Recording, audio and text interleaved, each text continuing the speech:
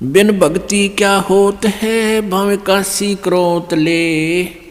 मिटे नहीं मन वासना, बहुविध भरम संदेह।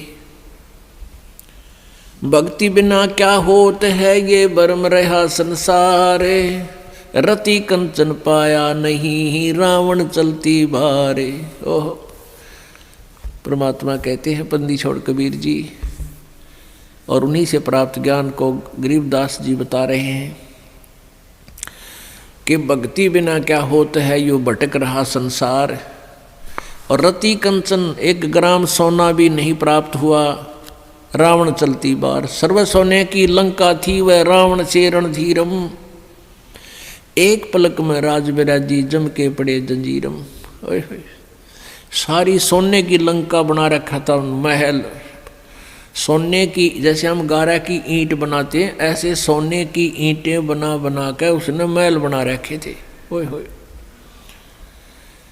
लेकिन सत भक्ति की नहीं। भक्ति तो की उसने, तमोगुण भगवान शिव की, लेकिन पूर्ण परमात्मा की, परम अक्षर ब्रह्म की साधना नहीं की। उसके विषय में कह रहे हैं कि सत भक्ति बिना क्या होता है, ये भरम रहा संसार। और रति कंचन, रति माने 100 ग्राम भी। रति कंचन, कंचन मीन सोना, स्वर्ण, गोल्ड। रति कंचन पाया नहीं, रावण चलती बार। जाते समय 1 ग्राम भी सोना लेकर नहीं गया और फिर नरक में ठोका गया। गरीब धना भगत की धुन लगी, बीज दिया जिंदाने। सूखा खेत हरा हुआ, काकर बोई जाने। अपने आत्मा परमात्मा से जो अनहोनी होती हैं और हुई हैं, अब भी हो रही हैं, ये उन्हीं को होती हैं जो सत भक्ति करते हैं, परम संत की शरण में रहते हैं और सच्ची लगन से साधना करते हैं। और पूर्ण परमात्मा कबीर देव ही सबकी, जैसी कोई भक्ति साधना कर रहा है, उसकी लाज वही रखता है। गीता जी अध्याय नंबर 15 के श्लोक नंबर 16-17 में बताया है कि क्षर पुरुष और अक्षर पुरुष, ये 2 प्रकार के प्रभु हैं। ये नाशवान हैं दोनों के दोनों, और इनके अक्षेत्र में, इनके राज लोक में जितने भी प्राणी हैं वो भी नाशवान हैं। जीव आत्मा सबकी अमर है। फिर 17वें श्लोक में बताया है 15वें अध्याय के गीता जी में कि उत्तम पुरुष तु अन्य परमात्मा इति उदाहरते। यह लोक तरम आविश्य विभर्ति अवैश्वर है। वो श्रेष्ठ परमात्मा वास्तव में भगवान जो है वो तो इन दोनों से और है, सरपुरुष और अक्षर पुरुष से। और वही तीनों लोकों में प्रवेश करके सबका धारण पोषण करता है, यानी उसी से सब कुछ होता है, वही सब कुछ है। जैसे पौधे को, पेड़ को जड़ से, मूल से आहार प्राप्त होता है, उसमें जो भी फिर आगे विकास हो रहा है वो आहार से ही हो रहा है। भाई इतना ही समझना काफ़ी है बुद्धिमान के लिए।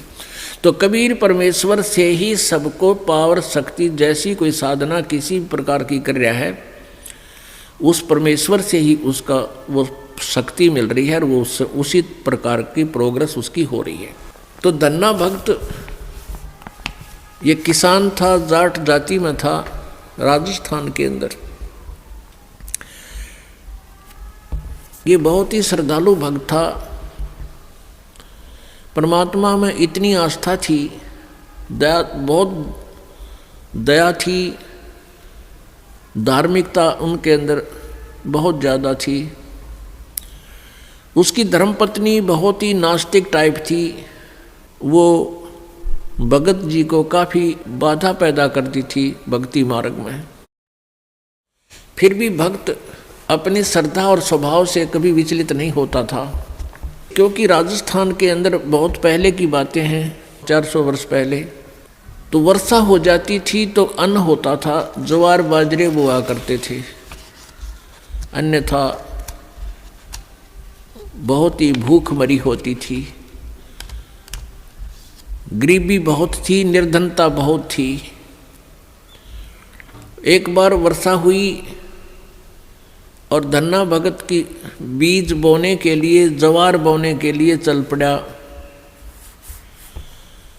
रास्ते में 4 संत भगत आगे, और भगत को देख करके भगत प्रणाम करते हैं, गदगद होते हैं। बैल खड़े कर लिए, वो जो ऊंट था वो खड़ा कर लिया और हाथ जोड़कर प्रणाम किया, नमस्कार हो संतों को, राम राम कही और कुशल मंगल पूछा भगत ने। तो उन भक्तों ने बताया कि कुशल काहे की है भगत, 4 दिन हो गए रोटी नहीं खा ली, 3-4 दिन हो गए कोई अन्न नहीं मिला, हम ऐसे तीर्थ यात्रा पर जा रहे हैं। अब दन्ना भगत जी ने सोचा 4 दिन हो गए रोटी नहीं खाई, ये मरेंगे, निढाल हो रहे हैं बिल्कुल। कहा ले ये ज्वार खा लो। ज्वार थी, बीज बोन गया था, वह ज्वार रखती, भूखे मरे थे, मार गए गले, फटाफट खा गए सारी ने। अब भगत ने सोचा ज्वार तो खा ली भगतों ने, और बीज ना बोया तो पड़ोसी लोग जाके घर में बताएंगे, पड़ोसी किसान, कि आपके खेत में बीज क्यों नहीं बीजा तुमने, और फिर मेरी पत्नी है वो मेरा सिर खावेगी, लड़ाई करेगी।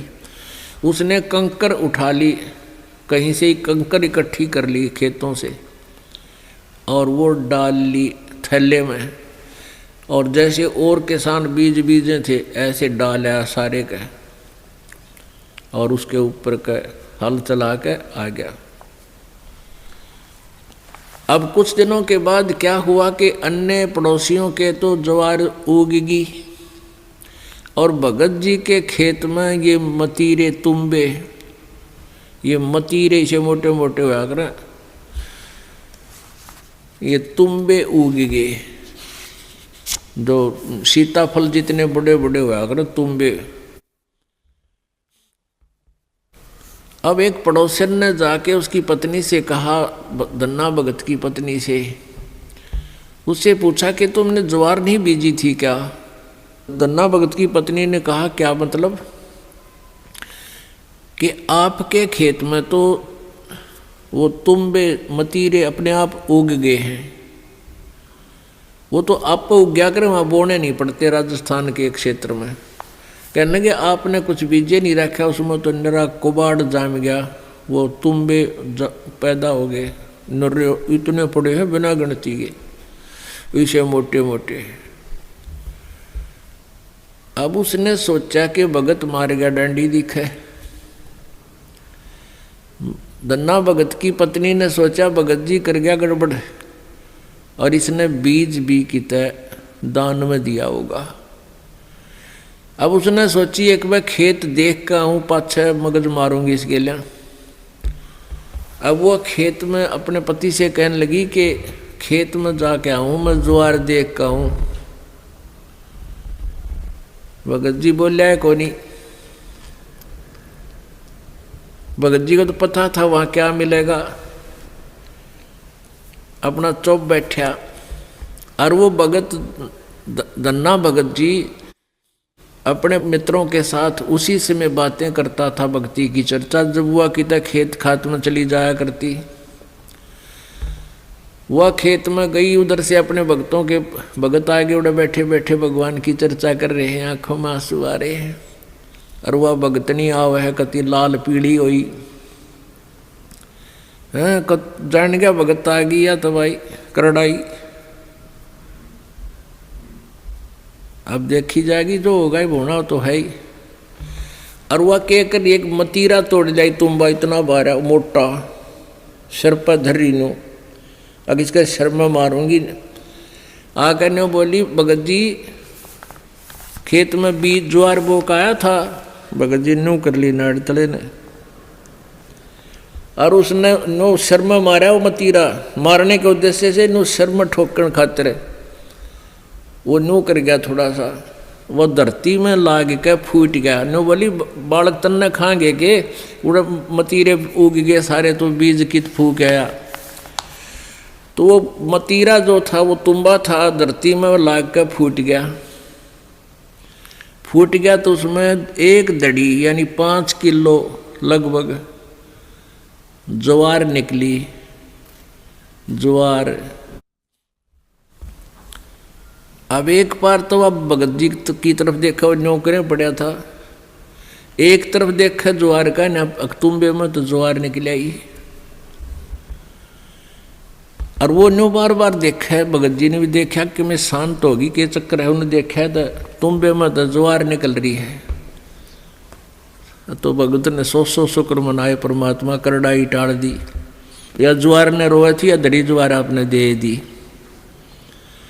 इतने में फिर अब उसके मन में न्यू आई कि कदे और भी तुम भी हम ज्वार पाओगी, फिर तो ले कर चद्दर और ले कर मोगरा डंडा बाज ली, वहाँ बिछा ली चद्दर और मतीरा धरा, डंडा मारा, उठा के फेंक दे, परल दे ही ज्वार निकला, ढेर लग गया उस ज्वार का। और औरा कहते वही इतनी खड़ी थी सुक्की, और वर्षा हुई नहीं, उनकी खत्म होगी गांव वालों की। और भगत के उस खेत में तुम्बे में तो ज्वार निकला, दुनिया देखना हुए। युवा भगतनी एक गठड़ी और ठा के चाल पड़े। जब वह 3-4 गठड़ ले आई, 3-4 अपना जितनी उस खेत में होनी थी, उगनी थी, यानी जिसमें निपज होनी थी उपज, उतनी ज्वार जब आ ली, भगत जी ने बोले वो और मत लाइए, अपनी आ चुकी है और इसको बांट दे सारे गांव में, सबके बालक भूखे हैं। ने बोली क्यों, मैं सारी ले आऊँगी। वह ले आई, ठाठा गए, फिर जो भी गिठड़ी लाए वहाँ तक ताबा बोझ मरती, वहाँ खोल ला उसके वो बूमड़ा हो जाए, उसके फूल वो बन जाए छिलका, ज्वार ना रहे। वह 1-2 गिठड़ी तो लाई, फिर बैठ गई, अगियो अच्छा चाड़ा हुआ। तब धन्ना भक्त ने कहा भाई बाकी की ज्वार भगवान ने आप सबके लिए दी है और अपने हिसाब की ले जियो, जिसने जितनी चाहिए और सबको बांट दे। तो परमात्मा कहते हैं ये मालिक ऐसे ही किया करता है, तो हम सच्ची लगन लगावें। परसों एक बहन आई रेवाड़ी साइड की, वह 10-8-9 वर्ष से नाम ले रही थी, उसका पति नाम नहीं ले हुआ था, वो गुटी छुट्टी लावा था। फिर उसने वो तकलीफ होगी, कोई बीमार सिमार हो गया, उसने भी नाम ले लिया। वो नाम लेकर गए थे, वो अकेला वो ले गया था, और वह पत्नी उसको दिलाकर नाम लेकर गई थी। वो पहले से लिए हुई थी नाम, उसकी पत्नी। वो ना माना करता पहले बिल्कुल भी, वो बीमार सिमार सा हो गया, फिर नाम ले लिया। उसके पति ने 1700 रुपये रखे थे, गरीब सा काम, बिल्कुल निर्धन से है, और 15 नोट थे 10-10 के, 150 रुपये उन 1700 में। तो उसकी पत्नी को कुछ पैसों की आवश्यकता थी, भगत ने कहा कि वहाँ से उठा ले, 1700 रुपये रखे हैं। तो उसने देखा वो 1700 तो रखे थे, उसमें उसने थोड़े से चाहिए थे, 100-200 निकाल लूँ। तो उसमें देखा तो 1700 तक होना, वो जो 10-10 के नोट थे वो 1-1 हज़ार के बन गए। वो 15,000 रुपये तो वो 150 रुपया के हो गए, और बाकी वो जो 1700 का जोड़ अलग रह गया, 1450-1500, वह न्यारी। तो वह कहने लगी भगत ने, अकाइयत ने के दिखाऊं, क्या देख के कर दिया परमात्मा ने, हमारे गुरुदेव ने, कबीर परमेश्वर ने के कर दिया कि ये तो घने रुपये हो गए, 15,000 हो गए, ये तू 150 बताओ था तो 1500 है। बोला वो कहने लगा हमारे 15,000 तो मैंने देखे को नहीं है, कई साल हो गए, 15,000 कितना है गया, देख ले के हो गया यूँ। तो भगत ने कहा है कि तुम्हें घने दिन पहले की नाम ले रही है, गुरुजी ने के बारे में आप ही ज़्यादा जानते हो, मन तैयबा नाम लिया है, ये के कर दिया हमारे घर पे, यानी तू ही ज़्यादा जान सकती है आपके भगवान के बारे में। तो पुण्यात्मा हुआ बेबे, फिर यहाँ पैसे लेकर आई, पाठ करवाया। ने बोले जी ये वो नोट कति नए कति जानो, ये गड्डी में तो काट के लाए, ऐसे 5 नोट उस बहन ने दिए यहाँ पर।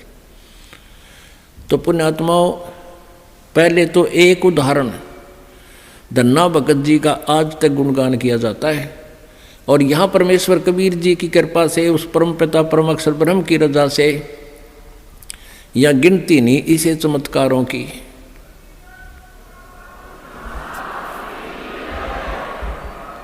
सत साहिब तो पुण्यात्माओं, ये वो परम शक्ति है और आपकी वो परम भक्ति है जिससे ये इसे काम तक आप होया करें।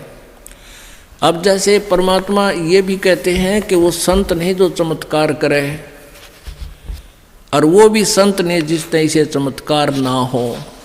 बताओ दोनों बात, कि एक तो न्यू का जातर न्यू हो जाएगा, वो संत नहीं, वो ढेर आदमी है। और जिस संत से उपदेश लेने के बाद ऐसे पेटे नहीं भरे, इस प्रकार की रजा नहीं बख्शी गई, तो वो भी संत नहीं है। यानी संत ये नहीं कहता तरह होंगे, लेकिन वो क्रिया ऐसी बता देता, वो हंग होंगे, अपने आप होंगे, ना चाहते हुए भी होंगे। ऐसे बहुत से प्रमाण हैं। ये वो परमात्मा है, पूरी पृथ्वी का सोना बना दे, पर फिर रोटी कितने खाएंगे।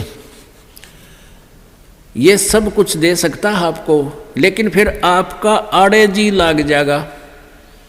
इसलिए इतना ही देते हैं जिससे तेरा काम चला रहे और परमात्मा की याद बनी रहे। परमेश्वर हमें याद दिलाते हैं, आप पे आरती, आप पे साजे, आप पे किंगर, आप पे बाजे।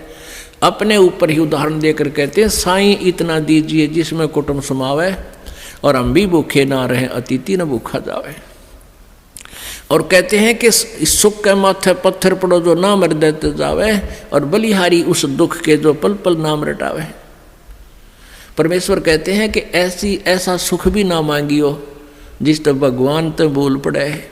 आग लगे से सुख का जो भगवान तो दूर करे, और बलिहारी उस दुख का जो भगवान याद दिवावे। हे परमात्मा, ऐसा दुख भी दिए रखना जिससे तेरी याद बनी रहे।